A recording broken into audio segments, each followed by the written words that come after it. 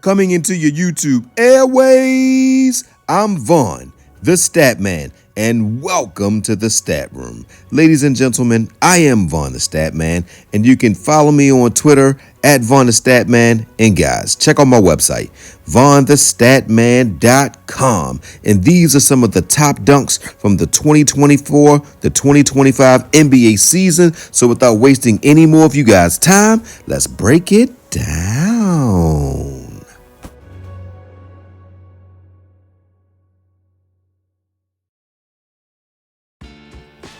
Welcome back, DFS community. I'm Vaughn, and thanks again for joining me on this DFS journey of ours. And I have some solid picks in store for you today. And also, if you are interested in the additional picks that I will come up with today, you can go over to the description section of this video and find a link to my Patreon and also a link to my website that I prefer. And you can sign up and join the team there. And also, guys, these picks, they may go up, they may go down. They're not going to take them off the board, but they will go up and they will go down. So you can decide whether you want to get them in early or if you want to wait till the lineups are confirmed to put your picks in. And also, guys, if you watch me more than one time, hit that like button, hit that subscribe button, because obviously you love me.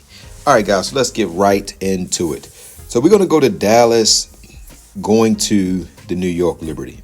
Dallas has been playing pretty decent. They're not winning a lot of games, but they are competitive in the games that they are playing. The New York Liberty doesn't have Stewart, so their defensive presence has gone down significantly, and they just had 2 dogfight games. When they played Connecticut, they lost one. Then they lost to Minnesota. They actually lost to Dallas in Dallas, 92-82. And they lost at home to Los Angeles. And Dallas is a team that can actually score. If you look at Dallas, their last 3 games, they put up 78 points, 85 points, 82 points. If you go back a game further, they put up 80 points. So they can get 80 points. And with Messamere playing now for New York Liberty, it's going to take some time for her to get involved. But Dallas plays 3 guards, and Agumba Wale, she's going to get all of the shots she can handle. She came off of a bad shooting game. But I like Agumba Wale to do good in this game. Her history against New York is pretty good. And although this is a completely different team because she didn't play with Paige Beckers last year, she played with Paige Beckers earlier this year, and she had a pretty solid game because Cloud is going to probably be on Beckers, and you're going to put Sabrina Ionescu on Agumba Wale. And I just think Agumba Wale could have a good game. So we're going to take her to go higher than 22.5 points rebounds. If you like the video so far, hit that like button, subscribe to my channel, and leave a comment. If you haven't played on Parlay Play, you are missing out because they got some of the best picks in the industry. I love the value here, guys. And if you go over to Parlay Play, you use my code and sign up, they'll match you up to $100, and they'll give you an additional $5, and they'll give you a free protected pick. Go check this site out, guys. It's one of the best platforms out there. So without wasting any more of you guys' time, let's get into the last pick. Okay, so I'm looking at a different play here. When you look at Dallas at the New York Liberty, Dallas actually traded Dejanay Carrington, one of their key role players that comes off the bench, and they traded her for Carly Samuelson, and I think she's injured for the rest of the year, and they also traded her for Miller. So they have one less guard to play, and I can see what Dallas is doing. They're trying to go young, and they want their young girls to get more time on the court. So that means Agumba Wale and Paige Beckers will play more. So I expect Agumba Wale to come out shooting.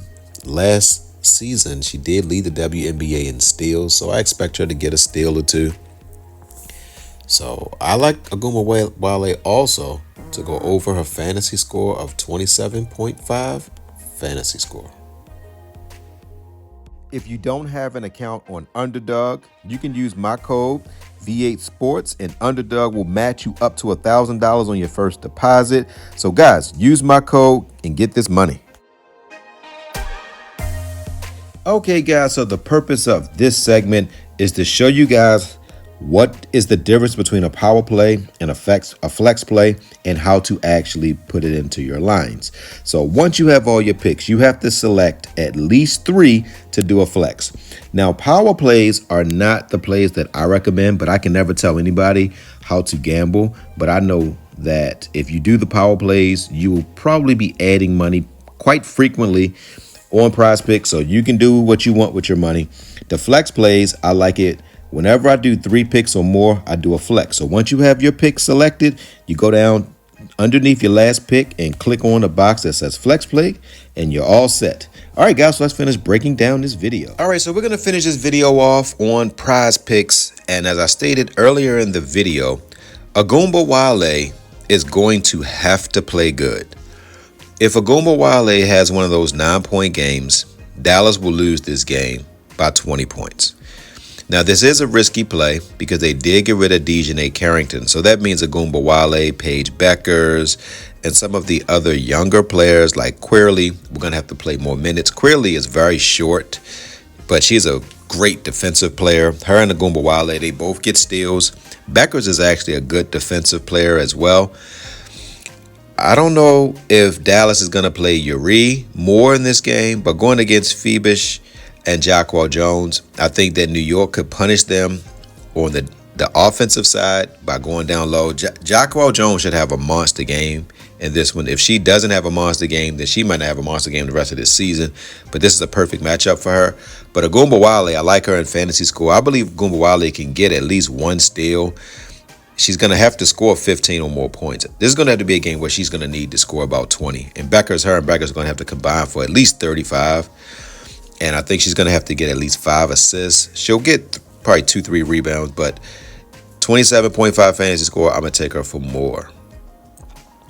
And then for the last play, Jacquel Jones should dominate this game.